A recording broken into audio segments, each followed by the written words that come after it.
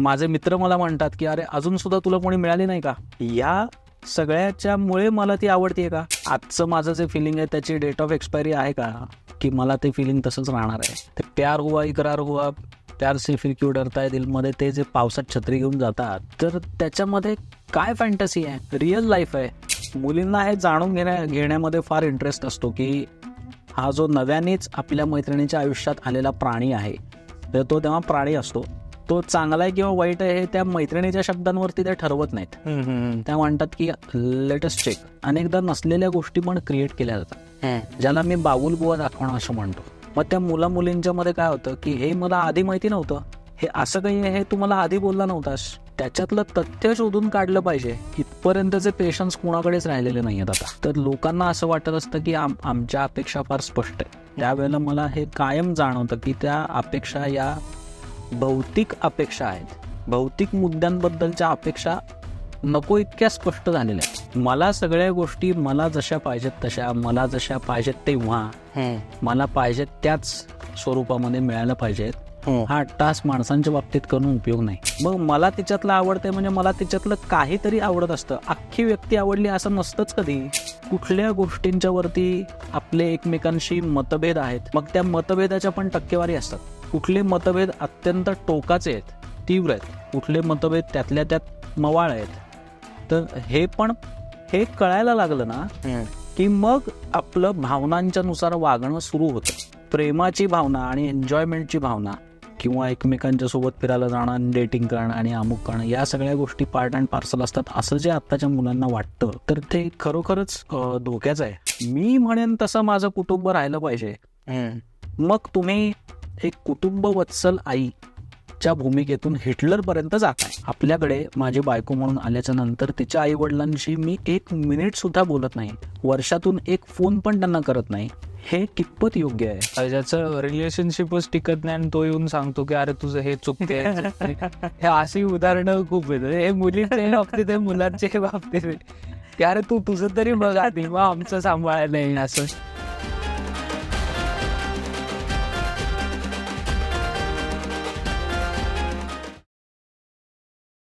दादा स्वागत आहे परत तुझं एकदा. मयुरेश दादा आपल्या सोबत आहे. आय एम शुअर सगळ्यांना पहिला एपिसोड आमचा नक्कीच आवडला असेल आणि तेच पाहता आम्ही अजून एक एपिसोड घेऊन आलेलो आहोत आणि ह्यावेळी टॉपिक थोडा वेगळा आहे. Topic is all about relationships. So सुरुवात करूयात दादा. तर थेट पहिला प्रश्न आपण घेऊयात. दादा कसं आहे की आजकाल मॉडर्न याच्यामध्ये पसंती नापसंतीपेक्षा रेड फ्लॅग्स आणि ग्रीन फ्लॅग्स असं एक सध्या मार्केट म्हणजे सगळीकडे चर्चेत आहे.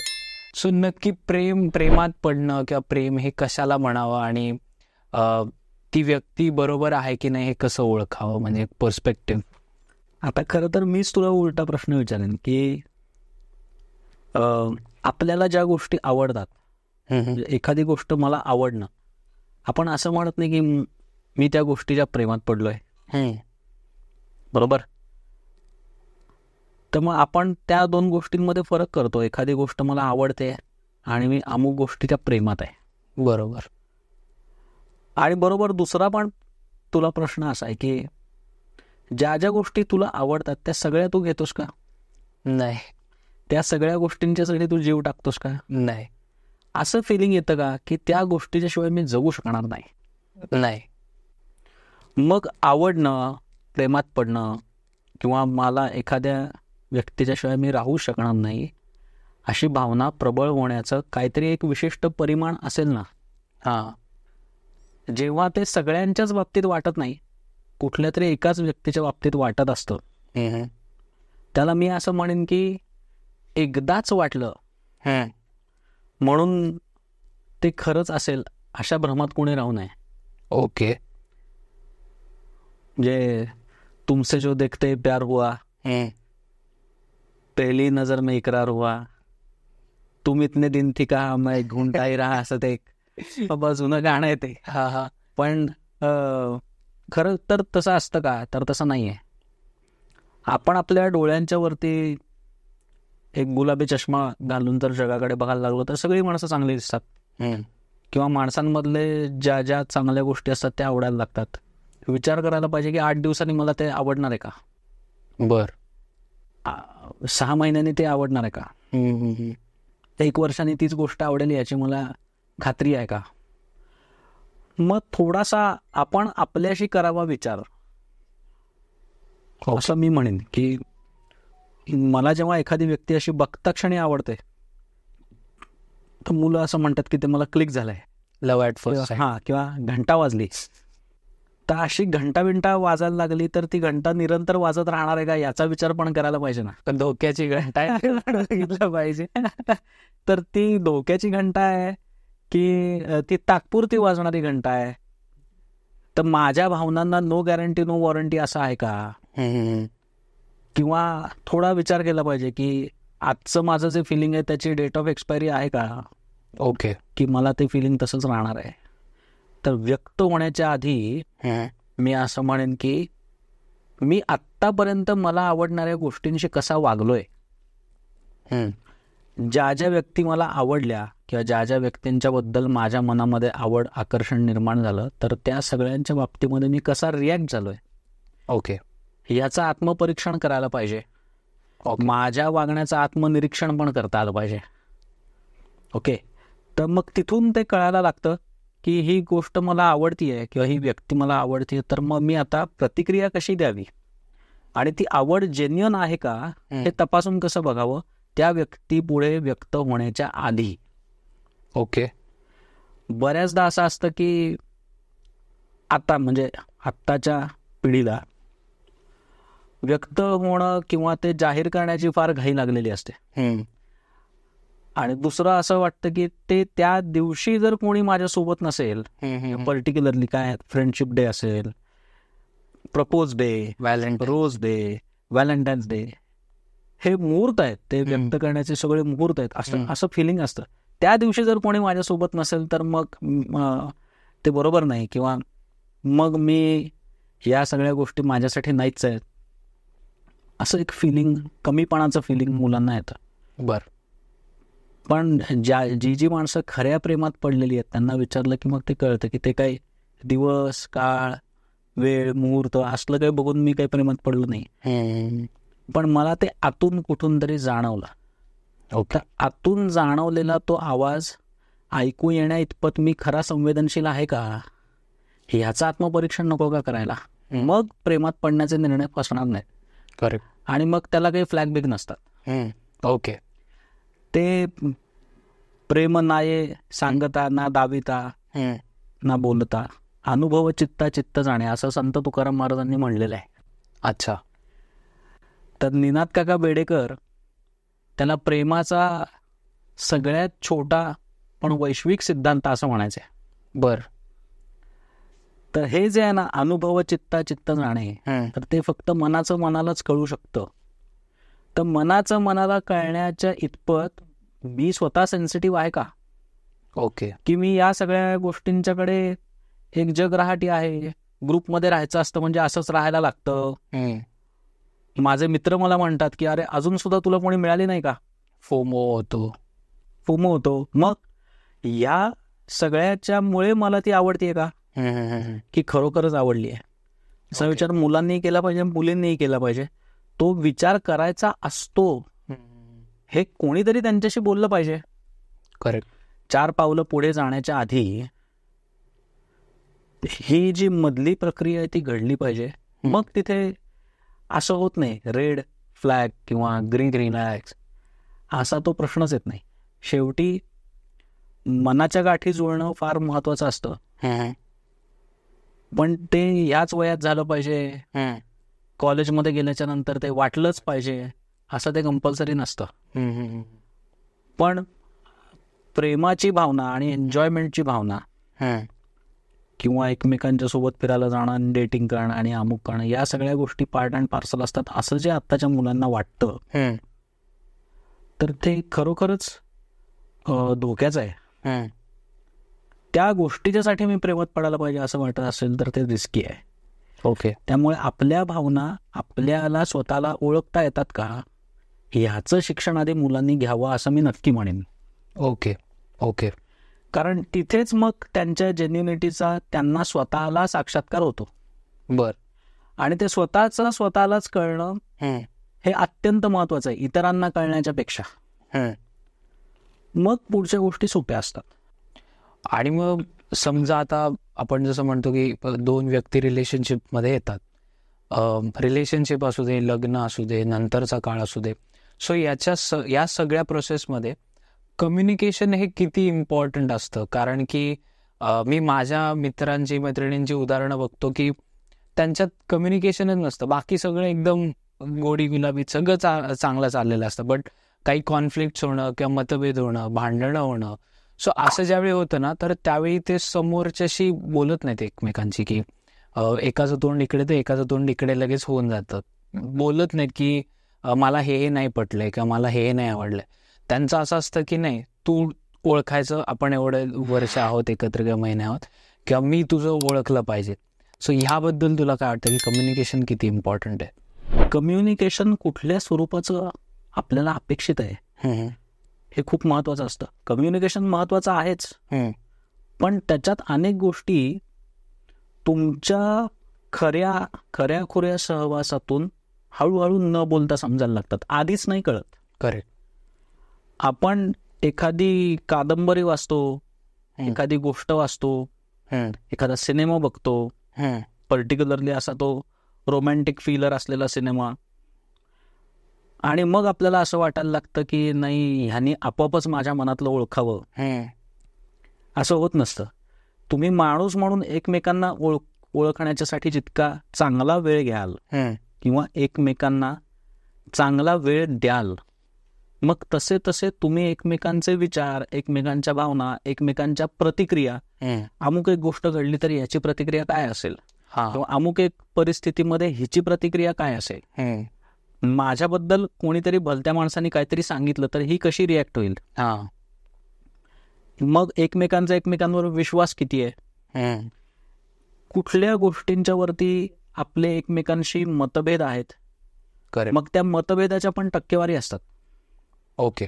कुठले मतभेद अत्यंत टोकाचे आहेत, तीव्र आहेत, कुठले मतभेद त्यातल्या त्यात मवाळ आहेत. तर हे कळायला लागलं ना की मग आपलं भावनांच्या नुसार वागणं सुरू होतं. ओके. मग ज्या गोष्टी एकमेकांना आवडत नाहीत त्या गोष्टी आपसूक टाळणं सुरू होतं. बरोबर. ह्याला मी समजून घेणं म्हणतो. ओके. मग ते समजून घेण्याची पण एक भाषा असते. अच्छा. त्यामुळे प्रत्यक्ष कम्युनिकेशन आणि अप्रत्यक्ष कम्युनिकेशन ह्याच्यापेक्षा समजून घेण्याचं एक वेगळं कम्युनिकेशन असतं. ओके. तर ते कम्युनिकेशन कुठल्याही नात्याच्या मध्ये तो ओलावा राहण्याच्यासाठी फार महत्वाचं असतं. मला समजून घेता आलं पाहिजे. बरं. तू नटसम्राट पाहिलास का? हो. त्या नटसम्राटमध्ये तुला ते नीट बघितलं असतं तर तुला लक्षात येईल की जे नवरा आप्पासाहेब बेलवलकर त्यांच्या पत्नीला अहो सरकार असं म्हणायचे, तर ते टॉन्टिंग होतं का की तो सन्मान होता?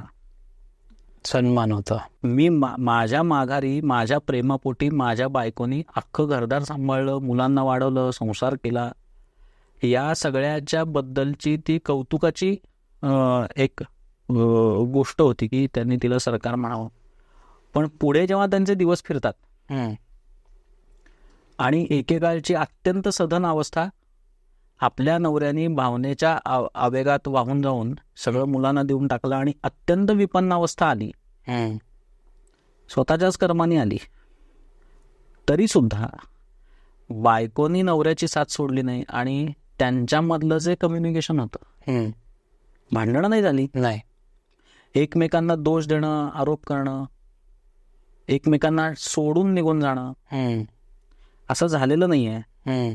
तर तो जो कम्युनिकेशनचा अँगल आहे ना, तो मला वाटतं की आपल्या जनरेशन मधल्या प्रत्येकाने अभ्यासण्याच्यासाठी का होईना तो नटसम्राट बघितला पाहिजे. ओके. तर अशी जी संवादाची एक लेवल असते, त्या लेवलपर्यंत आपण गेलो तर आपल्यातली म्हणजे ती नाती आणखीन घट्ट होतात. रिलेशनशिप म्हणजे काय असतं तर ते काही फेसबुकवरचं स्टेटस नसतं, ती जगण्याची गोष्ट आहे. ती अनुभवण्याची गोष्ट आहे. आणि मग ते अनुभवताना माझी त्याच्यातली इन्व्हॉल्वमेंट किती आहे आणि मग ती पॉझिटिव्ह आहे किती समंजस आहे. मग मी मूळचाच म्हणजे हा रोल घेत गेलो की मला या गोष्टींच्याकडे समजूतदारपणे बघता आलंच पाहिजे. मग ते रिलेशनशिप हवंसं वाटायला लागतं, सोपं होतं. ओके, ते असायला पाहिजे असं मला वाटतं. म्हणजे कम्युनिकेशनची ती लेवल पाहिजे आपल्याला. पण मग याच्यामध्ये सोशल मीडिया किती रोल प्ले करतो? कारण की आता बघता रील्स असतील किंवा बाकी आपण कॉन्टेंट जो कन्झ्युम करतो, सो आजकालची जी जनरेशन आहे ही त्यावरून त्या रिलेशनशिपचं प्रमाण ठरवायला लागले की रिलेटेबल कॉन्टेंट बघून की नाही आपलं याच्यासारखं आहे, आपलं त्याच्यासारखं आहे असं म्हणतं. आणि त्याप्रमाणे लोकांचा अटेन्शन स्पॅन पण जसं कमी व्हायला लागला आहे. सो हे रिलेशनशिप्सवर अफेक्ट करतायत का या गोष्टी? मला सगळ्या गोष्टी मला जशा पाहिजेत तशा, मला जशा पाहिजेत तेव्हा, मला पाहिजेत त्याच स्वरूपामध्ये मिळायला पाहिजेत. हा टास्क माणसांच्या बाबतीत करून उपयोग नाही. ओके, तसं होत नसतं. माझं जसं अपब्रिंगिंग झालेलं आहे, माझे जशी लहानपणापासून जडणघडण झाली तशीच तिची पण असू शकते ना. करेक्ट. ती माझ्यासारखी असेल असं नाही आहे. मग मला तिच्यातलं आवडतंय म्हणजे मला तिच्यातलं काहीतरी आवडत असतं. अख्खी व्यक्ती आवडली असं नसतंच कधी. ओके, अख्खी व्यक्ती ती आवडण्याच्यासाठी मी तेवढा वेळ दिलाय का? वेळ नाही दिलेला. मग मी कुठल्या प्रभावाखाली आहे? ओके, त्या व्यक्तीमधला अमुक एक गुण आवडण्याच्यासाठी मी कशाच्या प्रभावाखाली गेलो? तो प्रभाव आहे की खरोखरच मनापासून आवडत आहे? अच्छा. मग याच्यामध्ये जेव्हा मुलं प्रोफाईल्स बघतात त्यावेळेला मला असं वाटतं की ते त्या नाण्याची एकच बाजू बघत असतात. करेक्ट. अशी कोण व्यक्ती आहे, तू किंवा मी, की सकाळी 7 वाजता झोपेतनं उठल्या झोपेतून मी कसा उठलोय याचा सेल्फी काढेल आणि फेसबुकवर टाकेल? अशी कोण व्यक्ती की जी खरोखर म्हणजे स्वतःचा वॉर्डरोबचा फोटो ते जसा आहे तसा फेसबुकवरती टाकेल? नाही. मी ज्या अंथरुणातून मी उठतो त्या अंथरुण कसं असतं याचा फोटो फेसबुकवर टाकेन. मी जेवताना कसा जेवतो नैसर्गिकरित्या त्याचा व्हिडिओ किंवा त्याचं रील करून टाकलंय. हे बघायला मिळतं का तुम्हाला? नाही बघायला मिळत. आई ज्या वेळेला माझी अत्यंत नावडती भाजी माझ्या पानात वाढते त्यावेळेला माझं तोंड कसं झालेलं असतं हे दाखवतो का आपण सोशल मीडिया? नाही दाखवत. ज्या वेळेला मी असं म्हणलंय की माझ्या खोलीत कोणी यायचं नाही, मी आतून कडी घालणार, आणि मग मी रात्री 3-4 वाजता झोपलो, दुपारी 12पर्यंत उठलोच नाही, कामवाल्या मावशी आल्या आणि बाकी सगळं घरातलं काम करून गेल्या. त्यांनी विचारलं ह्याचे कपडे धुवायला टाकायचेत की नाही? आई म्हणाली त्याला आवडत नाही, मी काय त्याच्या खोलीत जाणार नाही. असं 8 दिवस झाल्याच्या नंतर त्या खोलीची जी अवस्था असते ती टाकतोस का तू सोशल मीडियावर? नाही. मग तू काय टाकतोस? मी कसा छान दिसतो, मी कसा छान वावरतो, मी कुठे जातो, मी कसं एन्जॉय करतो, आणि मग त्याला आपण टॅग लावत असतो, फिलिंग प्राऊड, फिलिंग फॅब्युलस, अमुक तमुक. ते बघून जर तेच खरं आहे असं मी मानायला लागलो तर तुझ्या आयुष्यातली जी खरी जगण्याची पद्धत आहे ती मला कशी कळेल? करेक्ट. ती न कळता केवळ ती स्टेटस बघून किंवा त्याला किती लाईक्स मिळतात ते बघून किंवा ती व्यक्ती सोशल मीडियावरचं तिचं बिहेवियर बघून मी तिला लाईक करणं किंवा तिच्या प्रेमात पडणं किंवा मला ती आवडण्याला मी प्रेम म्हणणं मुळात हे अनकॅल्क्युलेटेड रिस्की आहे. ओके. कारण माझी फेसबुक वॉल किती खरी आहे हे जगात मी सोडून कोणालाच माहिती नसतं. ॲब्सोल्युटली. मग अशी पण माणसं आहेत की जी मीडिया इन्फ्लुएन्सर म्हणवतात स्वतःला. तर म्हणजे मलाही प्रश्न पडतो की 365 दिवस हा माणूस मला सोशल मीडियावरती दिसतोय, 365 वेगळे वेगळे शर्ट आहेत त्याचे. मग हे नेमकं काय आहे? लोकांना दाखवण्याच्यासाठीचा जो प्लॅटफॉर्म असतो तो दाखवण्यायोग्य गोष्टी दाखवायच्या असंच माणसं समजून चालत असतात. गृहीत तेच धरलेलं असतं ना त्यांनी. म्हणजे ती त्याचं रिअल लाईफ आहे किंवा ती त्याची खरी पर्सनॅलिटी आहे असं गृहीत धरणारा माणूस वेडा असतो. ओके. त्यामुळे असं काहीतरी बघून किंवा एखाद्याचं फेसबुक प्रोफाईल, इंस्टाग्राम प्रोफाईल किंवा त्याचं वेगळ्या वेगळ्या ठिकाणी वावणं आणि ते टाकणं, हे बघून जर मला त्याच्याबद्दल प्रेम निर्माण होत असेल तर वेळीच सावध व्हावं आणि स्वतःच्याच डोक्यातली धोक्याची घंटा स्वतः टाण टाण टाण वाजवावी, असं माझं मत आहे. बर मुव्हिंग फॉरवर्ड, आपल्या दोघांचाही जो आवडीचा विषय सिनेमा. सो कन्सिडरिंग मूवीज, तुला काय वाटतं की काय, म्हणजे ऑलमोस्ट सगळे तर फॅन्टसीवाल्याच रोमॅन्टिक लव्ह स्टोरीज असतात, बट त्यातल्या त्यात असे काही सिनेमे की जे तुला वाटतात की नाही हे म्हणजे शक्यच नाही असं, याला प्रेम नाहीच म्हणत, आणि काही त्यातले काही मे बी असतील उदाहरणं की मे बी तुम्ही याच्याकडे बघून सांगू शकता की नाही हा याला प्रेम, यातला किंवा एक ॲस्पेक्ट तुम्ही म्हणू शकता की हा प्रेम आहे. मी तुला सांगू का, सिनेमांच्या पेक्षा पण थोडंसं मी असं म्हणेन की सिनेमांच्या मध्ये कसं असतं, आपल्याला ते प्रतिबिंब दिसत असतं, आपल्या भावनांचं प्रतिबिंब, किंवा मी त्या व्यक्तिरेखेमध्ये मला कुठेतरी शोधत असतो. मग अमिताभ बच्चन ज्यावेळेला सुपर हिरो होता त्यावेळेला अँग्री यंग मॅन ही त्याची इमेज होती. लोकांना मी जे माझ्या आयुष्यात करू शकत नाही ते मला ते कॅरेक्टर करताना दिसतंय म्हणून मला ते फार आवडतंय असं वाटत असतं.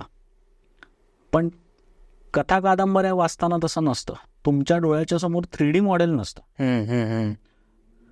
तुम्ही स्वतःला ताडून बघत बघत बघत त्या व्यक्तिरेखेच्या सोबत जात असता. ओके त्या बाबतीमध्ये मी नक्की म्हणेन की शना नवऱ्यांच्या ज्या कथा आहेत तर त्या फार सुंदर आहेत. तू तिथं मी हा जो सिनेमा होता तो मला वाटतं तो शना नवऱ्यांच्याच कथेवरती बेतलेला होता. तर तो त्यांच्या ज्या कथा आहेत त्या माणसांच्या मधले नातेसंबंध इतक्या सोप्या, समजणाऱ्या आणि पटणाऱ्या भूमिकेतून त्या दाखवलेल्या आहेत ना, ते फार छान आहे. आणि सिनेमाचं म्हणशील तर मी म्हणेन असं की माझ्या आवडीचे सिनेमे ज्यांच्यामध्ये मला नातेसंबंध फार छान दिसले किंवा ते नातेसंबंधांचे पैलू खूप चांगले दिसले, तर त्याच्यामध्ये विरासत नावाचा सिनेमा आहे. अनिल कपूरचा सिनेमा आहे. अनिल कपूर आणि तब्बू. तर प्रेमात कॉम्प्रोमाइज करणं म्हणजे काय, किंवा स्वतःच्या भावनांवरती नियंत्रण मिळवून कर्तव्यांना प्राधान्य देणं म्हणजे काय, जे नातं तुमच्या आयुष्यात आलेलं आहे ते निभावणं म्हणजे काय, या सगळ्याचं रिफ्लेक्शन तुला त्या सिनेमामध्ये दिसेल. तो विरासत प्रत्येकाने खरोखर बघण्यासारखा सिनेमा आहे. दुसरं मला वाटतं की ज्या सिनेमाची लोकांनी फार चेष्टा केली आणि तो सेटमॅक्स वरती कायम पडीक असतो सिनेमा, तो सूर्यवंशम. पण त्या सूर्यवंशम मध्ये पण असंच आहे की एक मुलगा ज्याला वडील कायम नाकारता समजतात, तो मुलगा त्याच्या वडिलांची प्रतिष्ठा जपण्याच्यासाठी किंवा त्यांना मान देण्याच्यासाठी म्हणून कसा वागतो, मुलांनी त्यांच्या वडिलांच्या बाबतीत कसं वागलं पाहिजे याचं उदाहरण आहे त्याच्यात. ते किती जणांनी बघितलंय मला कल्पना नाही त्याची. चेष्टा करायला सगळे पुढे असतात. अशा मुलाच्या प्रेमामध्ये IAS चा अभ्यास करणारी मुलगी पडत असेल, त्यांनी काहीतरी निश्चित बघितलं असेल. करेक्ट. ती मुलगी त्याच्याशी लग्न करते, सगळ्यांचा विरोध पत्करून. मुलाचेच वडील म्हणतात की तू तुझ्या पायावरती धोंडा पाडून घेतेस, पण ती सिद्ध करून दाखवते. तो मुलगा शून्यातनं सगळे कष्ट करतो. त्या मुलीला म्हणतो की तुझं जे IAS होण्याचं स्वप्न आहे तर तू अभ्यास कर, मी कष्ट करीन. अतिशय भीषण दारिद्र्याच्या अवस्थेतनं ती अभ्यास करून ऑफिसर होते. मग हळूहळू याचाही व्यवसाय वाढतो. त्यांच्या मुलावरती पण ते उत्तम संस्कार करतात. तर हे जे सगळं त्यातलं फिलिंग आहे हे सगळं प्रेमापोटीच आहे. मुलाचं वडिलांच्या बद्दलचं प्रेम, त्या बायकोचं नवऱ्याबद्दलचं प्रेम. नवरा स्वतः खूप शिकलेला नसतो, तो स्कूल ड्रॉपआउट असतो, पण बायकोच्या बद्दलचा प्रेम आणि आदर या दोन्ही गोष्टींचं एक मिश्रण त्याच्या वागण्यामध्ये आहे.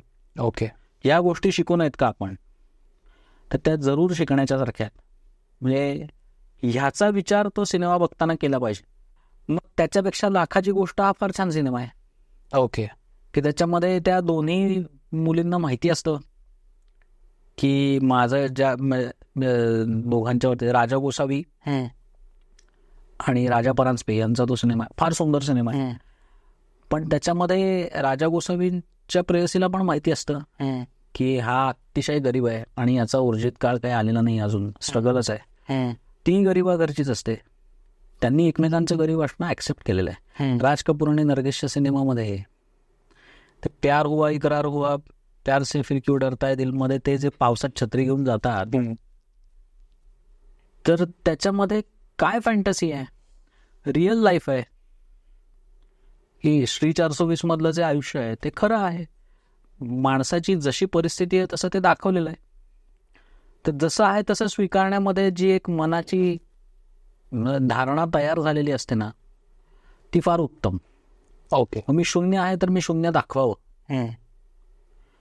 मी जे नाहीच आहे ते दाखवण्याचा 8 तास नंतर रिलेशनशिपमध्ये महागात पडतो. आणि मग त्याच्याने जो क्रायसिस सुरू होतो तो आपल्या कर्मसिद्धांताचाच परिणाम असतो सगळा. करेक्ट. तर मग ज्या गावाला मला जायचं नाहीये किंवा जे परिणाम भोगण्याची माझी तयारी नाहीये तसं मी वागू नये. तसंच नात्यांचं खरेपण बागबानमध्ये पण दाखवलेलं आहे. अजूनही त्या सिनेमाचा प्रभाव समाजाच्या मनावरती का आहे? कारण त्यातल्या अनेक गोष्टी या खऱ्या आहेत. ज्या पद्धतीने त्या या दोन्ही अभिनेत्या आणि म्हणजे अमिताभ बच्चन आणि हेमा मालिनी यांनी म्हणजे ऍक्टिंग अभिनयातनं जे दाखवलंय ना ते इतकं जेन्युइन आहे. करेक्ट. की ते मग मिळतं मनाला. वारंवार बघितलं की मग त्याच्यातले आतल्या ज्या शेड्स आहेत त्या जाणवायला लागतात. करेक्ट. मग ते अवश्य बघावं. अपेक्षांची जी क्लॅरिटी आहे, तर लोकांना असं वाटत असतं की आमच्या अपेक्षा फार स्पष्ट आहेत. बरं. पण मला कायम मी जेव्हा त्या अपेक्षा बघत असतो किंवा मला विचारतात की तुझं काय मत आहे, तर त्यावेळेला मला हे कायम जाणवतं की त्या अपेक्षा या भौतिक अपेक्षा आहेत. भौतिक मुद्द्यांबद्दलच्या अपेक्षा नको इतक्या स्पष्ट झालेल्या आहेत. बरं. त्याचा स्वतःचा फ्लॅट आहे का, त्याची स्वतःची गाडी आहे का, स्वतःकडे बँक बॅलन्स आहे का, कौटुंबिक जबाबदाऱ्या नाही आहेत ना. अजूनही अनेक नात्यांच्या बाबतीमध्ये मुलामुलींना जेव्हा चांगल्या बाजू पटवून देण्याचा प्रयत्न होतो किंवा एखाद्याच्या मुलीचं लग्न ठरलं की ते आई वडील सांगतात हो ते दोघं पुण्यात राहणार, मुलाला काही भाऊ बहिणी नाही आहेत त्यामुळे तशी काही जबाबदारी नाही आहे. म्हणजे काय, अजूनही मुलगा एकुलता एक असणं ही जमेची बाजू कशासाठी, तर केवळ संपत्ती या दृष्टिकोनातनं नाही. माझ्या मुलीला काही काम पडणार नाही आता, तिला पुढे भविष्यकाळात काही जबाबदाऱ्या नाही आहेत, या दृष्टीने एक निर्धास्तपणाचं फिलिंग आई वडिलांना जे असतं आणि जे नैसर्गिकरित्या त्यांच्याकडून बाहेर येतं ना, असं की मुलाला काही भावंडं नाही आहेत. तर हे किती चुकीचं आहे. हे आता जे न्यूक्लिअर फॅमिलीचे प्रश्न जे वाढत आहेत किंवा जेव्हा कौटुंबिक इमर्जन्सीज येतात तर त्याला सोबत माणसंच नसतात. करेक्ट. पैसा भरपूर असतो. करेक्ट. पण वेळेला माणसं मिळत नाहीत. तर इतकं तोडून मी आणि माझं कुटुंब इतकं वेगळं, अलिप्त आणि स्वतःपुरतं जगण्याची आवश्यकता आहे का, याचा विचार करायला पाहिजे. तो कदाचित मुलींना करता येणार नाही. आपण जरी असं म्हणत असलो की आत्ताची मुलं स्वतंत्र विचार करू शकतात, स्वतंत्र विचार करण्या इतपत त्यांचं धैर्य वाढलेलं आहे किंवा ते तेवढे स्मार्ट आहेत, पण केलेला स्वतंत्र विचार दीर्घकाळाच्यासाठी निभावू शकतील इतपत ते सक्षम आहेत का. आज मी भावनेच्या भरामध्ये निर्णय घेणं आणि त्याप्रमाणे कृती करून मोकळं होणं हे कदाचित डॅशिंग वाटू शकेल. वयाच्या 60 पर्यंत तो निर्णय निभावणं ह्याच्यासाठी वेगळं धैर्य लागतं. करेक्ट. ते धैर्य आपल्या मुलांमध्ये आहे का. मग शीतावरून भाताची परीक्षा की मी आज 4 तास अभ्यास करीन असं मी म्हणलंय आणि 4 मिनिटं पण केलेलं नाहीये. मग असा मुलगा जर एखाद्या मुलीला असं म्हणाला की मी तुझ्यासोबत आयुष्यभर राहीलच, याची काय गॅरंटी आहे? करेक्ट. कधी कधी असं असतं की काही प्रॉब्लेम्सच नाही आहेत, दोघांचं खूप व्यवस्थित चालू आहे, बट बाहेरचे फॅक्टर्स एवढे अफेक्ट करतात. मग जसं असेल की एखादा मुलगा जो असेल तो पहिल्यापासून एकुलता एक आहे, पेरेंट्स प्रोटेक्टिव्ह आहे. मुलीचंही तसं असतं की वयाच्या 25-26 वर्षापर्यंत खूप एकुलती एक असल्यामुळे प्रोटेक्टिव्हपणा असतो. आणि मग मित्रमैत्रीण असतील, आईबाबा असतील, हे एवढं घरी सांगितल्यानंतर प्रेशराईज करणं म्हण, किंवा मग ज्या गोष्टी मे बी नसतीलही इम्पॉर्टंट त्या हे करणं असतील, सांगणं असेल त्या मुलाला किंवा मुलीला, की जेणेकरून मग त्यांच्यामध्ये ते कॉन्फ्लिक्ट चालू होतात आणि क्वेश्चन्स गेस करायला लागतात, सेकंड गेस घ्यायला लागतात की आपण मग करतोय बरोबर करतोय की नाही. सो ह्या बाबतीत तुला काय वाटतं की हे मग ठाम जरी असलं दोघांचं तरी पण हे फॅक्टर्स एवढे अननेसेसरीली बंबार्डिंग होत आहे की काही काही रिलेशनशिप्स तिथेच मग थांबतात सुद्धा, की जेणे काही लोकांनी जे आधी ठरवलेलं असतं ते थांबतात सुद्धा. मग ह्या बाबतीत तुला काय? नाही, माझं असं मत आहे की आपल्याला सजेस्ट करणारी माणसं खूप आहेत. सल्ला देण्यामध्ये त्यातल्या त्यात वयाने लहान असणाऱ्या किंवा ज्यांना जगण्याचा अनुभव नाही आहे अशा माणसांना सल्ला देण्यामध्ये अनेकांना इतका रस असतो. आणि ते सगळ्यात सोपं आहे कारण ते फुकट आहे. दुसऱ्याला सल्ला देणं मग तो कुठलाही असू शकतो ना. जर तुम्ही चंद्रावर जाऊन राहा ते तुमच्यासाठी चांगलं आहे असं म्हणायला माझं काय जाणार आहे. त्यामुळे अनेकदा नसलेल्या गोष्टी पण क्रिएट केल्या जातात, ज्याला मी बाबुलबुवा दाखवणं असं म्हणतो.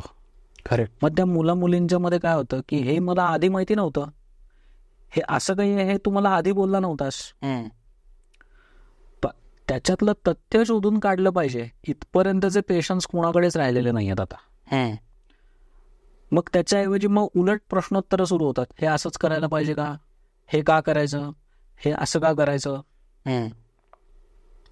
उद्या जर समजा एखादी मुलगी असं म्हणाली की मी फायनान्सच्या फील्डमध्ये काम करते का, मी इन्शुरन्सच्या फील्डमध्ये काम करते, ही जी तुम्ही वट सावित्रीची पूजा घालता, तर आता वडाचं झाड मिळत नाही म्हणून तुम्ही त्या चित्राचीच पूजा करता, ह्याच्यापेक्षा मी दरवर्षी माझ्या नवऱ्याच्या नावे त्याच्या लाईफ इन्शुरन्सचा आणि ॲक्सिडेंटल इन्शुरन्सचा प्रीमियम भरते वटपौर्णिमेच्या दिवशी, ही माझ्या दृष्टीने वट सावित्री आहे.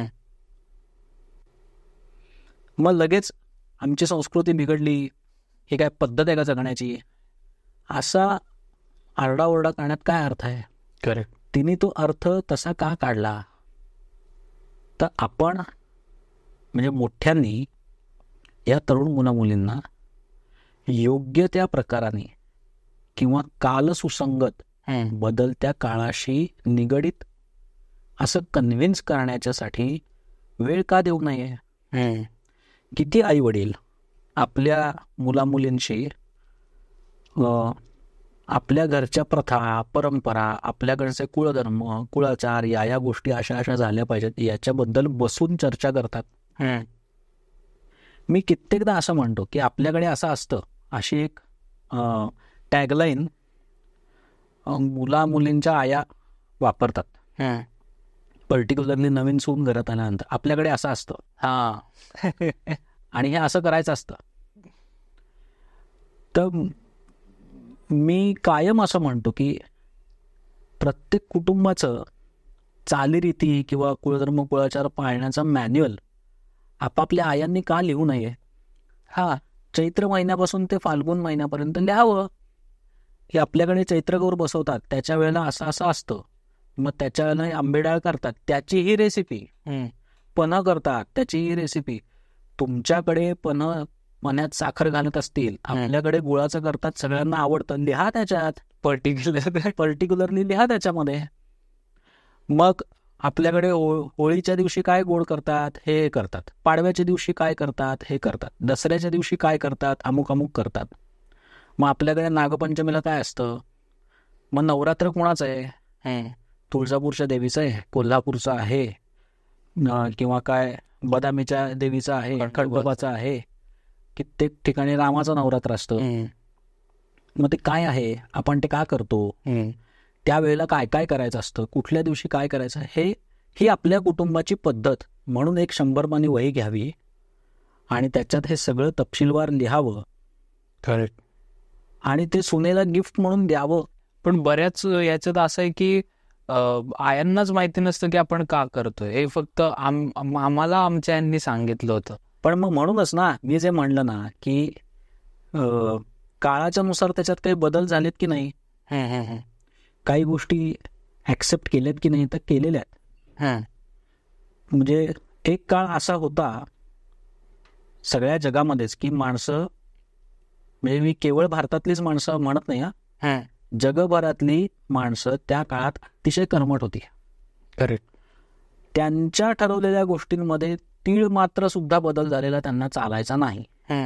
हे केवळ भारतातलं नाही आहे, ज्या ज्या संस्कृती या खूप जुन्या आहेत तिथे सगळीकडे असंच आहे. आणि ह्याच्यानेच आमची संस्कृती टिकणार आहे असं ते एक धारणा होती त्यांची.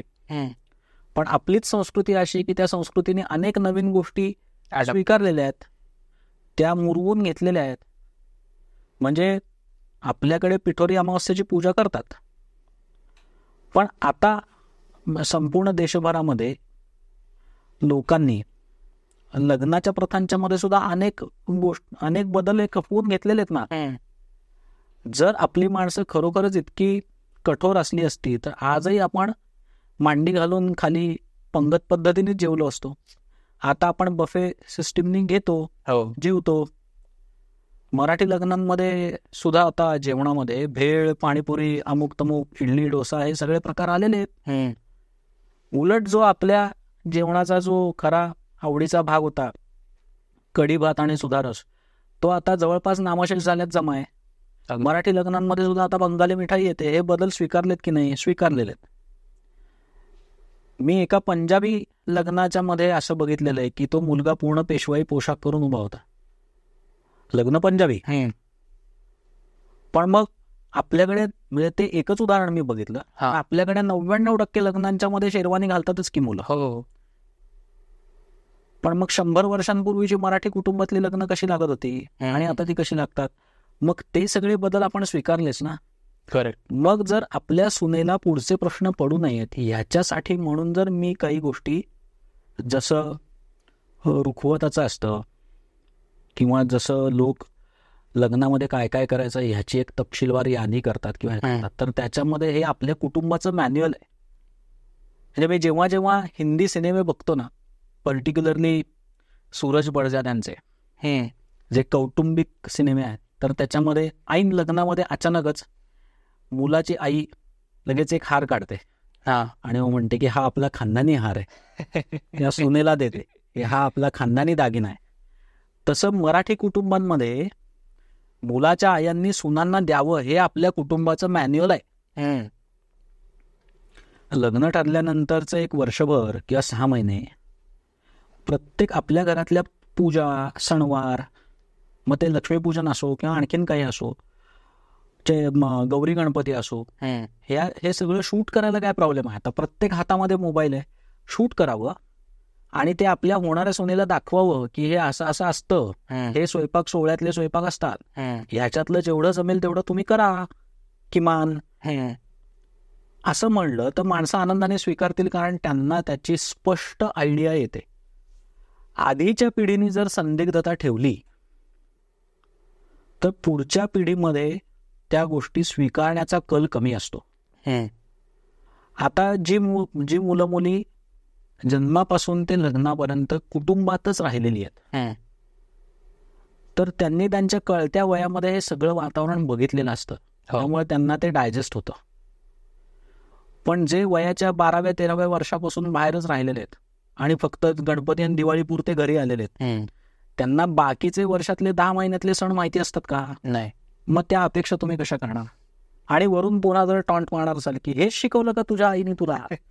तुमच्या घरात असं काही करत नाहीत वाटतं, कदाचित नसेलच तुमच्याकडे पद्धत, आमच्या पद्धतीत असं असतं, हे म्हणण्याला काही अर्थ नाही. ऍक्सेप्ट करायला पाहिजे की आत्ताची पिढी शिक्षणाच्या निमित्ताने, करिअरच्या निमित्ताने एकटी राहते वर्षानुवर्ष. त्यांना त्यांचं शिक्षण किंवा त्यांच्या प्रायोरिटी सोडून सण कसा असतो हे बघण्याच्यासाठी म्हणून घरी नाही जात आहेत. मग अशा वेळेला दोन्ही पालकांनी मुलांच्या पण पालकांनी आणि मुलींच्या पण पालकांनी एक पाऊल पुढे टाकून असं काहीतरी एक लेखी डॉक्युमेंट द्यायला काय अडचण आहे? खरं. हे सोपं आहे. ह्याच्याने वाद कमी होणार आहेत आणि आपल्या कुटुंबाची जी वैशिष्ट्य आहेत ती पुढे चालू राहणार आहेत. मला हे मान्य नाही म्हणून उद्या पुढच्या पिढीने सगळं जुगारून दिलं तर ते तुम्हाला मानसिकदृष्ट्या पचणार आहे का? नाही पचणार ना. मग ते जे करतायत तर ते आणखीन चांगलं कसं होईल ह्याच्यासाठी मदत करा. अट्टाहासाने करण्यापेक्षा ते समजून त्यांना सोबत घेऊन केलं तर सोपं आहे. खरं. मग हा जो सोबत घेण्याचा जो ट्रेंड आहे ना तो आपल्या कुटुंबांमध्ये जास्त रुजायला हवा. ओके. जेणेकरून ती कौटुंबिक अटॅचमेंट वाढते आणि मग त्या दोन्ही म्हणजे त्या नवरा बायकोला असं वाटायला लागतं की हां आपण सोबत राहूया. मग दुसऱ्या कोणी कितीही मध्ये काही टोचण्याचा प्रयत्न केला तरी पण मग यांचं फाटत नाही. बरोबर बरोबर. कारण त्यांना तथ्य माहिती असतं. Correct correct. इतकं सोपं आहे. पण मग आताच्या मुलामुलींना ते आवडत नाही किंवा असं होतं अनेक कुटुंबांमध्ये होतं की साधी भाजी करायची असेल तरी पण सासूबाईंना विचारल्याशिवाय करता येत नाही. बटाटा उभा चिरायचा की आडवा चिरायचा हे पण त्यांना विचारून करायचं. कुठलं भांडं कुठल्या भाजीसाठी वापरायचं, कुठली कढई कुठल्या भाजीसाठी वापरायची हे पण त्यांना विचारून करायचं. चहा करण्याचं भांडं कुठलं, कॉफी करण्याचं भांडं कुठलं हे लग्नाला 10 वर्ष झाली तरी सुद्धा सासूला विचारून करायचं हे मुलींना नको असतं. कारण मागची 15-20 वर्ष त्या तशा राहिलेल्या नसतात. मग मी म्हणेन ती पूर्व दिशा हा अट्टास घेऊन आपलं कुटुंब मोडण्यापेक्षा तू आणि मी सोबत करूया हे स्वीकारायला काय अडचण आहे? पण ते स्वीकारलं पाहिजे. आणि तिथे मनाचा मोठेपणा दाखवला तर आयुष्यभर आपलं कुटुंब एकत्र राहील. जोपर्यंत आपले डोळे हे बघू शकतायत तोपर्यंत सगळी माणसं आपल्यासोबत राहतील. ह्याच्यापेक्षा आनंद वेगळा दुसरा कुठला आहे? खरंय. मग हा आनंद नकोय का आपल्याला? पण तो आनंद सुद्धा आपल्याला आपल्या टर्म्सवर हवा असतो. मी म्हणेन तसं माझं कुटुंब राहिलं पाहिजे. मग तुम्ही एक कुटुंब वत्सल आईच्या भूमिकेतून हिटलरपर्यंत जाताय. मग तुम्ही सुलोचनाच्या सारखी आई किंवा सुलोचना दिदींच्या सारखी सासू होण्याच्या पेक्षा तुम्हाला ललिता पवारच का आवडते? अच्छा. म्हणजे मुलगा जोपर्यंत त्याच्यामध्ये त्याची आई बघत असतो तोपर्यंत त्याला सुलोचना दिदी दिसत असतं. पण तीच आई जेव्हा सासू होते तेव्हा अचानक मनोरमा वागळे किंवा दया पवार किंवा मी म्हणेन ललिता पवार अशी एकदम कॅरेक्टर्स कशी काय संचारतात आयांच्या अंगात छोट्या छोट्या गोष्टींवरून. हे कठीण आहे. खरं. आणि हे आपल्या वयोमानानुसार आलेल्या पोक्तपणाला किंवा वयोमानानुसार आलेल्या प्रगल्भतेच्या इमेजला तडा देणार आहे. त्याच्यासारखं वाईट दुसरं काही नसतं. ओके. जिथे समजून घ्यायला पाहिजे तिथेही तुम्ही समजून घेत नसाल मग याला काही अर्थ नाही. मग ह्याच्यापेक्षा सरळ लिहा ना अपेक्षांच्या मध्येच. किंवा मुलाला सांगा की जन्मापासून ते लग्नापर्यंत आईच्या पदराखालीच वाढलेली मुलगी मला सून म्हणून हवी आहे. ती शिकलेली नसेल तरी चालेल पण ती कुटुंबात राहिलेली पाहिजे आणि तिला सगळ्या चालीरीती जमल्या पाहिजेत. मग ही अपेक्षा करू नका की मुलींनी मुलांच्या प्रमाणेच राहिलं पाहिजे, मग ते समानच आहेत, मग तिने पण घराला हातभार लावला पाहिजे. असं नाही होणार. सगळ्याच गोष्टी तशा होऊ शकणार नाहीत. कारण ते जितकं वाटतं ना तितकं सोपं नाही आहे. आत्ताचे करिअर्सचे ॲस्पेक्ट्स इतके बदलत आहेत. इंडस्ट्रीच्या त्यांच्या एम्प्लॉईजकडून असणाऱ्या अपेक्षा बदलत आहेत. कामाच्या वेळा अनियमित झालेल्या आहेत. मग हे सगळं जुळवून घेण्या इतपत अनुभव किंवा हे या सगळ्याला न्याय देण्या इतपत एक मॅच्युरिटी 25ल्या मुलामुलींना असलीच पाहिजे. असा 8 तास धरण्यात काही अर्थ नाही आहे. ती मॅच्युरिटी येईल ना पण त्यासाठी तुम्ही वेळ द्या. करेक्ट. तो वेळ दिला तर सोपं होईल. तर आता आपण थोडंसं परत रिलेशनशिप या फेजकडे येऊयात मॅरेजच्या आधी. आता परत मी थोडंसं काय म्हणतात पुरुषांच्या पर्स्पेक्टिव्हने तुला एक क्वेश्चन विचारतो की सध्याच्या ह्याच्यात असं होतं ना की मित्रपरिवार आणि रिलेशन ह्याचा बॅलन्स नाही करतायत. म्हणजे जेवढे मित्र महत्त्वाचे असतात तसंच रिलेशनशिप पण महत्त्वाचं असतं. बट ते आत्ताच मी एक झाकीर खानचं बघितलं की त्याच्यामध्ये खुशी और हसी, तर मग तो म्हणतो की हसी मेरे दोस्त है लेकिन खुशी मेरी तुम हो, क्योंकि क्या बोलते हैं, हंस हम रोज नहीं सकते लेकिन खुशी हमें रोज चाहिए होती है. तर अशा ह्याच्यात त्यांना ते बॅलन्स नाही करतात.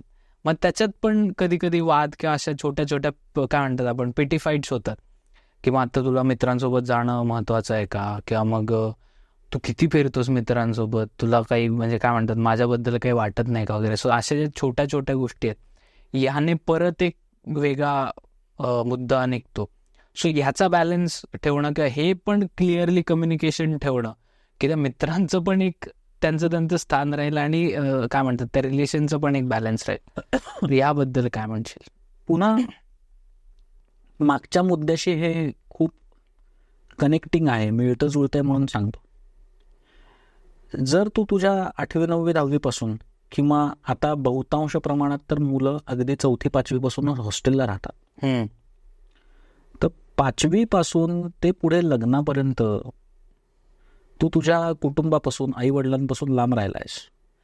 आई किंवा वडील या दोघांपैकी कोणीतरी महिन्यातून एकदा तुला 1 तासासाठी भेटायला येणार आहे, किंवा रोज एका ठराविक दिलेल्या वेळामध्ये त्यांचा फोन येणार आहे. याच्या पलीकडे तुझा प्रत्यक्ष सहवास नाहीये. अशा वेळेला तुझ्या सहवासात कोण असतं रे? मित्र. बरोबर. जेव्हा तुला लागतं काहीतरी, खर्चटतं, धडपडतोस, त्यावेळेला तुला मलमपट्टी करायला तिथे कोण असणार आहे? मित्र. ज्याला तुला ताप येतो, काहीतरी औषधं घ्यायला लागणार आहेत, किंवा थंडीने कुडकुडतोस, अंगावर ते पांघरून घालायला कोणीतरी पाहिजे, त्याला कोण असतं तिथे? मित्र. ज्या वेळेला तुझी सबमिशन्स आहेत, 6 महिने टाइमपास केलेला आहे, आता 4 दिवसांनी ते जर्नल तिथे नेऊन आपटायचं समोर, मग अशा वेळेला तुमचं जे टास्क असतं ते वाटून कोण घेतं? मित्र. बरोबर आहे. तुझ्या गाडीतलं पेट्रोल संपलंय, तुला जायचं आहे अमुक एखाद्या ठिकाणी, एखाद्या विवक्षित व्यक्तीला भेटायला वगैरे जायचं असेल, तर त्यावेळेला मदत कोण करतं? मित्र. बरोबर. जेव्हा तुझ्याकडे चांगले कपडे नाही आहेत, पण आता जायचंच आहे त्या खास व्यक्तीला भेटायला, तर कोणाकडून तरी उसनं घेणार तुम्ही, तर ते कोणाकडून घेता? मित्र. मग तुमच्या आयुष्यातले, तुमच्या कळत्या वयातले सगळ्यात महत्वाचे मुमेंट्स तुमच्या पालकांच्या पेक्षा पण तुम्ही कोणाबरोबर जास्ती घालवलेले असतात? मित्रांबरोबर. मग आता त्यांचं महत्व तुमच्या आयुष्यात असणार की नसणार? ऑफकोर्स असणार. बरोबर.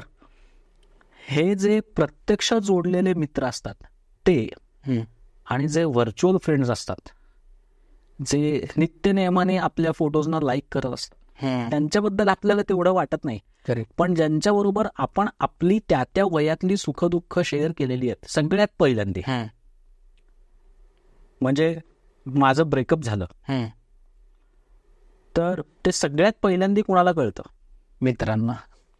त्यावेळेला तो मित्र आपल्याला, अरे चल आपण जरा बाहेर जाऊ असं म्हणणार, घेऊन जाणार, कॉफी पाजणार, मग शांतपणे बसणार. मग तो 10 जणांना सांगणार, याला काही डिस्टर्ब करू नका, उद्या तुझं काय आहे, तुझं काय आहे, तुझं काय आहे, सगळं कॅन्सल करा, आपण सिंहगडावर जाऊ, याला घेऊन जायचं आहे, किंवा आपण सिनेमाला जाऊ, याला घेऊन जायचं आहे, जास्ती प्रश्न विचारू नका, मी सांगतो तेवढं करा. कोण का पुढाकार घेईल? त्या सगळ्या प्रसंगांमधून आपल्याला सावरण्याचा त्यांच्या कुवतीनुसार, त्यांच्या बुद्धीनुसार ते प्रयत्न करत असतात. आपल्या बऱ्या वाईट प्रसंगांमध्ये आपल्या सोबत असतात. मग लग्नाच्या नंतर त्यांना एकदम कात्री लावून टाकणं हे शक्य असतं का? नाही. मग तो हट्ट धरणं कितपत योग्य आहे? असंच मुलींच्याही बाबतीत असू शकतं. प्रश्न कुठे असतो माहिती का? मुलाला मुलंच मित्र असतील तर तेवढा प्रॉब्लेम नसतो, किंवा मुलीला मुलीच मैत्रिणी असतील तर तेवढा प्रॉब्लेम नसतो. पण मुलीच्या अगदी घट्ट मित्रमैत्रिणींच्या ग्रुपमध्ये मित्र असतील, किंवा मुलाच्या फ्रेंड सर्कलमध्ये मैत्रिणी असतील, आणि रात्री अपरात्री जसं लग्नाच्या आधी त्यांचं कम्युनिकेशन होतं तसंच याचं चालू असेल, म्हणजे लग्नाला 1च महिना आला आहे आणि रात्री 3 वाजता पण यांचं चॅटिंग चालू आहे, तर मग खेळ सुरू होतो, अभिमान पिक्चर सुरू होतो तिथे. पण अशा वेळेला पथ्य दोघांनीही पाळली पाहिजेत. म्हणजे मुला मुलींनी पण पाळली पाहिजेत, त्यांच्या मित्रांनी पण पाळली पाहिजेत, की रात्री 9 नंतर तू जा रे बाबा घरी असं म्हणलं पाहिजे. आणि त्यांचं सहजीवन नीट सेट होईपर्यंत त्यांची स्पेस त्यांना द्यायला लावली पाहिजे. ओके. अरेंज मॅरेजमध्ये तरी नक्की हे केलं पाहिजे, कारण त्यांचं एकमेकांच्या सोबत जास्तीत जास्त वेळ घालवणं गरजेचं आहे. कारण कामाच्या व्यापामध्ये पूर्वी जेवढा वेळ दिला जात होता तेवढा दिला जात नसतो. खरं. पण मग अशा वेळेला मित्रांचंच हे मित्र म्हणून कर्तव्य आहेच ना, किंवा मैत्रिणींचंच हे मैत्रीण म्हणून कर्तव्य आहेच ना. नको त्या वेळेला फोन वाजतात असा अनुभव अनेकांना येतो, किंवा काहीतरी अतिशय महत्वाचा चर्चा चालू असते, किंवा दोघच जण एकत्र असतात आणि नेमके त्याला फोन येतात. तर सिनेमांमध्ये बघून मित्रमैत्रिणी वागायला जातात, किंवा आता ते रील्समध्ये दिसतं. मी असं एक रील बघितलं होतं की ऐन लग्नात मुलाचा एक मित्र बुरखा घालून स्टेजवर चढतो, त्या मुलाला मिठी मारतो आणि ती मिठी सोडतच नाही. त्या बायकोच्या चेहऱ्यावरती कॅमेरा, ती इतकी अस्वस्थ होते, घामे गुम ऐन लग्नात. आणि या मुलालाही कळत नाही की अशी कोण आहे माझी की माझ्या गळ्यात पडली आहे. तर त्याच्याही चेहऱ्यावरती एकदम सरप्रायझिंग भाव. आणि मग असं एक 30-35 सेकंद गेल्यानंतर तो त्याचा मित्र शांतपणे सगळ्यावरचा जामा निमा काढतो. मग कळतं की हा माझा मित्र आहे. तेव्हा ते टेन्शन रिलीज होतं. असले उटपटांग उद्योग आपण सिनेमे बघून कशासाठी करावेत? करेक्ट. ही दोघं एका चांगल्या नात्यामध्ये आली आहेत ना, मग त्यांना स्पेस द्या. वयोमानाप्रमाणे आपणही माकडचाळे बंद केले पाहिजेत जरा, आणि वयानुसार चांगलं वागावं, त्यांना चांगला वेळ द्यावा, त्यांच्याकडून चांगला वेळ मागून घ्यावा, ठरवून भेटावं. असं करायला काय हरकत आहे? त्यामुळे आपल्याकडून जेव्हा मॅच्युरिटीची अपेक्षा असते ना, आणि माणसं बोलून दाखवतात की अरे जरा आता म्हणजे नुसताच वयाने वाढल्यासारखा वागू नकोस, वयानुसार अक्कलही आली असं वाग, असं म्हणून नेण्याची वेळ येऊ नये. हे पथ्य सगळेजण पाळायला लागतील तर खूप बरं होईल असं मला वाटतं. मग ते मित्रांच्या वरून, मैत्रिणींच्या वरून निष्कारण वाद जे होतात ना ते कमी होतील. दुसरं, ह्याच्यातला दुसरा भाग, एकमेकांशी एकदम कनेक्ट तोडून टाकणं किंवा एकमेकांच्या मित्रमैत्रिणींवरून वाद होणं. तर ह्याच्यामध्ये असा विचार केला पाहिजे की जेव्हा हे मित्र त्याच्या आयुष्यात होते किंवा ह्याच्या आयुष्यात जेव्हा मैत्रिणी होत्या तेव्हा मी होतो का? नाही, मी नव्हतो. लव्ह मॅरेजेसमध्ये हा फार मोठा प्रॉब्लेम येतो. करेक्ट. की अचानक त्या मुलीच्या आयुष्यात तो मुलगा येतो आणि मग त्यांचं जुळतं. त्याच्यानंतर तिच्या मैत्रिणींना वेळ देणं कमी होतं. मग त्या ऑलरेडी तिच्यावरती दात खाऊन बसलेल्या असतात की तू आता आमची राहिली नाहीस. किंवा मुलाचं पण तसंच होतं की तो ज्या वेळेला तो त्याच्या मित्रांमध्ये असतो त्याच्याऐवजी तो त्याच्या मैत्रिणीच्या सोबत असतो. मग ते म्हणायला लागतात अरे 8 दिवसात एकदा तरी तोंड दाखव बाबा, एक काळ असा होता की आपण किती वेळ घालवत होतो वगैरे, असं ते जरा नॉस्टॅल्जिया. पण मी मित्र थोडं समजून घेतात. मैत्रिणी कसं असतं, सगळे एकाच बोटीत असतात. मला जेव्हा माझे मित्र असं म्हणायचे त्यावेळेला मी म्हणायचो की मी आज जात्यात आहे, तुम्ही सुपात आहात. ज्याला तुम्ही पण जात्यात याल त्याला दाखवतो तुम्हाला की काय असतं ते. असं मैत्रिणींचं तुला कधी, म्हणजे आता तू काउन्सिलर आहेस त्यामुळे मुलींच्या ह्याच्यात असं कधी घडतं की त्याही ऍक्सेप्ट करतात की जाऊ दे नवीन आहे? I don't think so. मला असं वाटतं की ते आपल्या स्वभावावरच्या वरती अवलंबून असतं. पण मुलं सांभाळून घेतात तशा मुली काळजी करतात. मुलींना हे जाणून घेण्यामध्ये फार इंटरेस्ट असतो की हा जो नव्यानेच आपल्या मैत्रिणीच्या आयुष्यात आलेला प्राणी आहे, तर तो तेव्हा प्राणी असतो, तो चांगला आहे किंवा वाईट आहे हे त्या मैत्रिणीच्या शब्दांवरती ते ठरवत नाहीत. त्या म्हणतात की लेट अस चेक.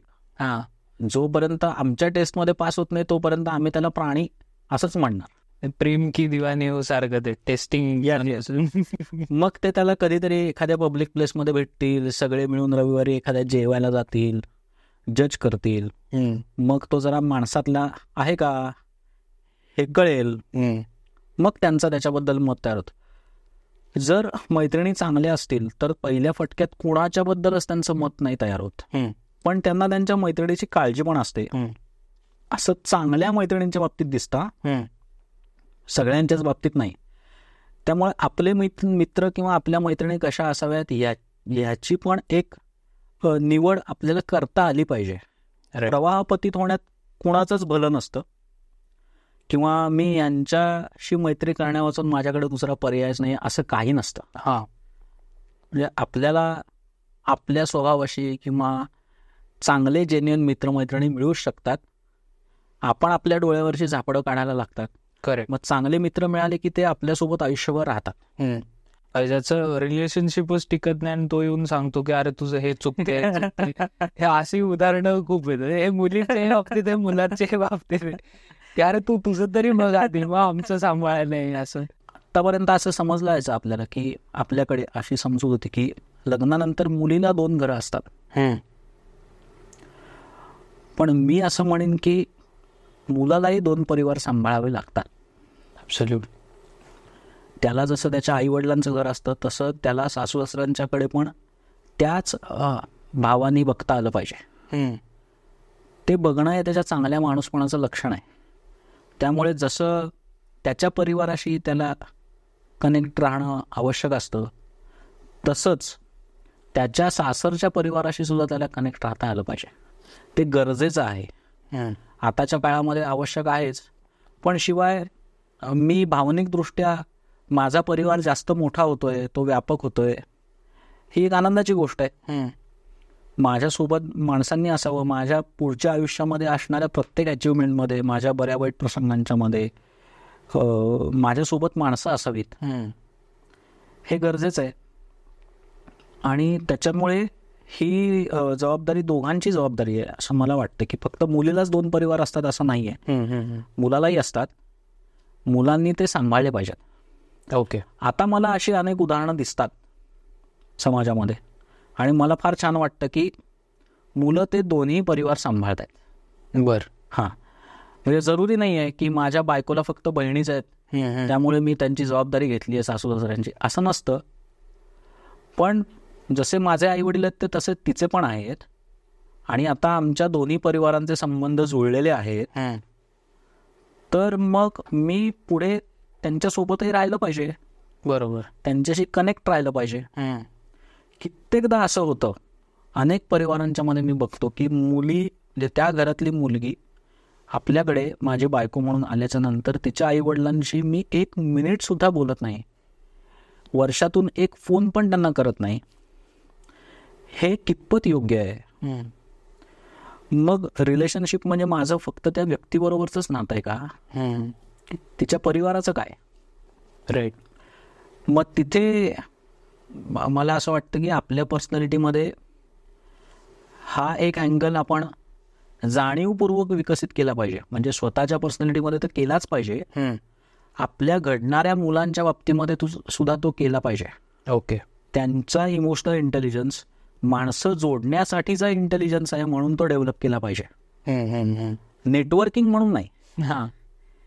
काही मार्केटिंग चाललेलं नाही आहे की तू 2 माणसं जोड, मग ती 2 माणसं आणखीन 2 जोडती. MLM नको, किंवा त्याच्यातनं तुम्हाला काहीतरी लाभ होणार आहे अशी भावना त्याच्या मागे नको. राईट. पण मी माणसांशी जोडलेलं असणं हे माझ्या आरोग्याच्यासाठी चांगलं असतं. ओके. त्यामुळे त्याच्याकडे त्या दृष्टीने बघायला पाहिजे. ओके. आणि आता लास्ट एक क्वेश्चन विचारेन की आपण आता ओव्हरऑल सगळ्याच बाबतीत बोललो. सो एक असा मुद्दा मला जाणवतो, जे मी माझे मित्र असतील किंवा मी आपले आई वडील आजी आजोबा अशांमध्ये, त्यांच्यात तर ती मॅच्युरिटी जास्त आहे. आत्ताच्या मुलांमध्ये ती खूप इनसिक्युरिटी असते की तो जो स्पार्क असतो त्या रिलेशनमधला, तो त्यांना क्वेश्चन वाटतो की तू आत्ता असा माझ्याशी वागतोयस किंवा तू माझ्याशी आत्ता अशी वागतीयस, पण मग हे लग्न झाल्यावर असंच असेल का, किंवा मग पुढे गेल्यावर तू असंच राहशील का, किंवा मग एज वाईज किंवा त्या फेजेस वाईज मग ते फेड आउट होतं का, तो जो स्पार्क असतो दोघांचा, आणि जर होत असेल तर ते टिकून कसं ठेवायचं? तुझ्या सगळ्यात आवडीचा पदार्थ कुठला? गाजराचा हलवा. गाजराचा हलवा किती आवडतो? भरपूर आवडतो. भरपूर म्हणजे काय, त्याला काय ते प्रमाण असेल ना. 100% आवडत. 100% आवडतं. पण म्हणून मग एक 7-8 किलो हलवा एका क्षणाला फस्त केलाय बसल्या बैठकीत, असं घडलंय का? नाही. एखाद्याला पाणीपुरी आवडते म्हणजे 500 पुऱ्या बसल्या बैठकीत त्याचा तो फन्ना उडवेल, असं होऊ शकत नाही. नाही. कुठल्याही नात्याचं अजीर्ण होता कामा नये. ओके. ते सहज वाटेल इथपर्यंत असावं, अतिरेक होऊ नये. ओके, थोडं एक्सप्लेन करशील? हां, म्हणजे तुझं जे म्हणणं होतं की आपण असं म्हणतो की मला यांच्याशी कनेक्ट राहायचं आहे आणि मला या व्यक्तीच्या सोबत आयुष्य घालवायचं आहे, तर आत्ता जी ती वागते ती तशीच राहील का? तर मी अति पॉझिटिव्ह झालो तर ती तशी वागणार नाही. क्रियेला प्रतिक्रिया असते रे, ऍक्शन रिॲक्शन. मी आत्ता तिच्याशी छान वागतोय म्हणून ती माझ्याशी तसं वागतीये. माझं वागणं बदललं तर तिचंही बदलेल, माझ्या कुटुंबातल्या लोकांचं वागणं बदललं तर तिचंही बदलेल, याची तयारी ठेवली पाहिजे. जे वागणार आहोत किंवा ज्या पायावरती आपण हे नातं तयार करणार आहोत ना, तो पाया परस्परांच्या एकमेकांच्या विश्वासावरती घट्ट कसा होईल, समजूतदारपणावरती कसा घट्ट होईल, त्याचं कॉन्क्रिटिंग कसं होईल, ह्याच्यावरती भर द्यावा. ओके. ज्यांचा भर तो पाया उत्तम करण्यावरती असतो ना, त्यांच्या मनामध्ये अशा शंका कुशंका येत नाहीत. राईट. ती माणसं एकमेकांच्या बद्दल पूर्ण कन्व्हिन्स्ड असतात. करेक्ट. कारण ती समोरच्या माणसाचं सामाजिक स्टेटस काय आहे, समोरच्या माणसाचं लुक कसा आहे, समोरच्या माणसाचं स्टायलिंग कसं आहे, याच्यावरती भाळलेलीच नसतात. बरोबर. ती स्वभावाच्या वरती कन्व्हिन्स झालेली असतात किंवा ती जगण्या वागण्याच्या शैलीवरती कन्व्हिन्स झालेली असतात. त्यांना व्यक्तिमत्व कळलेलं असतं. मग व्यक्तिमत्व कळण्याच्यासाठी जरा थोडा वेळ घ्यावा, म्हणजे मग हे पुढचे प्रश्नच येणार नाहीत. त्यामुळे नात्यात पडण्याची घाई करू नये, किंवा नात्यात पडणं किंवा एखादं रिलेशनशिप मी बॅचलर असताना एस्टॅब्लिश केलंच पाहिजे कॉलेज लाईफमध्ये किंवा एकटा असताना, ही माझ्या आयुष्यातली अत्यावश्यक गोष्ट आहे असं समजू नये. योग्य वेळ घ्यावा, योग्य ती व्यक्ती म्हणजे ही व्यक्ती योग्यच आहे याची स्वतःला खात्री पटण्याच्यासाठी वेळ घ्यावा आणि ते समजूतदारपणाने जोडावं. त्याच्यामधला रॅशनलिझम कधीही गमावू नये. ओके. नातं जितकं रॅशनल असेल तितकं उत्तम असतं. म्हणजे ह्याच्यावरती मी तुला एक खूप जेन्युइन आणि संबंध महाराष्ट्राने बघितलेलं एक उदाहरण सांगतो. आत्ताचे आपल्या महाराष्ट्राचे माननीय उपमुख्यमंत्री आहेत, ते माजी मुख्यमंत्री होते श्री देवेंद्र फडणवीस. तर त्यांच्या ज्या पत्नी आहेत अमृता फडणवीस, तर त्यांच्या बाबतीमध्ये सोशल मीडियामध्ये त्यांच्या एका सामाजिक बिहेवियरच्या बद्दल किंवा जे त्यांचे सोशल इव्हेंट्स आहेत किंवा त्यांची जी सोशल मीडियावरची इमेज आहे त्याच्यावरून खूप मतमतांतरं आहेत. लोक उलटे सुलटे व्यक्त होतात.